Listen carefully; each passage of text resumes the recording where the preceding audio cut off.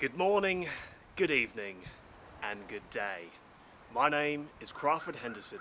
I am here for the BBC One, reporting on the Victorians and how they understood class and how this understanding permeates throughout the 21st century.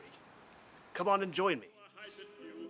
Divided into three categories, class is understood as working, middle, and upper, the lives of each being radically different. Whereas the working class was dominated primarily by dangerous manual labor, the upper classes had far more leisure time. Here's some upper class ladies talking right now. Let's listen. Nature to romance. It reminds me somewhat of the country round Shropshire, where I once spent a holiday at the home of my friend Miss Apesbury. Fantastic. And I divine it, Charlotte. You had an adventure there. This distinction of class was most important to the Victorians of the 19th century. In fact, determining one's livelihood through name alone. The Victorians cared about one's birthright to an enormous degree, a tradition that has carried over into the Canadas and the 21st century.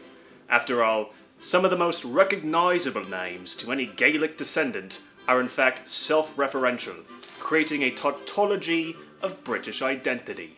In Pictou, for example, streets are littered with the markers of MacDonald, McIsaac, Macmillan, and of course the most common surnames around here, McChicken, McFlurry, McNugget, and McMuffin.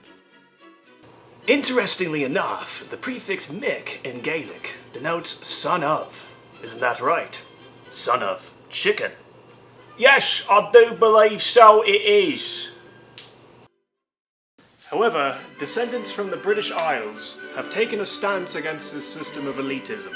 My family, for example, are notable in my hometown for their anti-classist ideology and identity. Oftentimes, fellow townsfolk will walk by and compliment us, saying we are both classless, lacking of class, no class, and of course, a bunch of big fat idiots.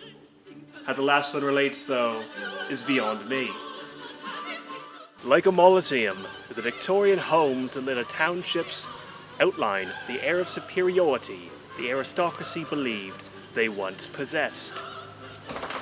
Here, for example, the Victorian home lies in ruin, which, as you can see, bears no resemblance to these ideas of grandeur, but instead depicts collapse through its hollowed halls, chipped paint, and broken windows. So, as you can see, hey, I got a package here for a Crawford Henderson at this address. Are you doing some kind of faux documentary for the BBC, kid? Because let me tell you, no one's going to buy that accent. It's a load of BS. And frankly, this is all a bit embarrassing. I mean, this is a 300-level history course, and you're treating it like it's some kind of gosh dang school play. I mean, I don't even think this is good enough for the BBC One. In fact, I'm demoting you to the BBC 4.